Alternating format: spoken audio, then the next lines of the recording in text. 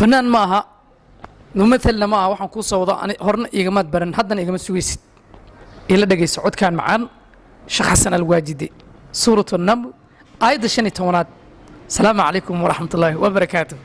ولقد آتينا داود وسليمان علما وقال الحمد لله الذي فضلنا على كثير من عباده المؤمنين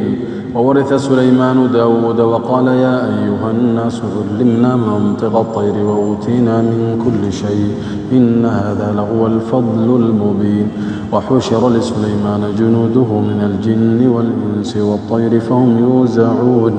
حتى إذا أتوا على وادي النمل قالت نملة يا أيها النمل ادخلوا مساكنكم لا يحطمنكم سليمان وجنوده وهم لا يشعرون فتبسم ضاحكا من قولها وقال رب أوزعني أن أشكر نعمتك التي أنعمت علي وعلى والدي وأن أعمل صالحا ترضاه وأدخلني برحمتك في عبادك الصالحين وتفقد الطير فقال ما لي لا أرى الهدهد أم كان من الغائبين لأعذبنه عذابا شديدا أو لأذبحنه أو ليأتيني بسلطان مبين فمكث غير بعيد فقال أحطت بما لم تحط به وجئتك من سبأ بنبأ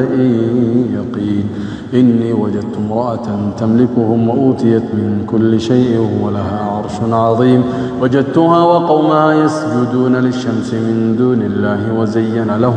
وزين لهم الشيطان أعمالهم فصدهم عن السبيل فهم لا يهتدون ألا يسجدوا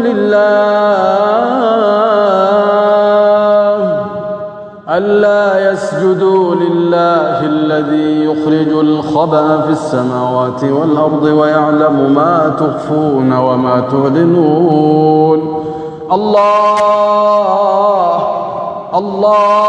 لا إله إلا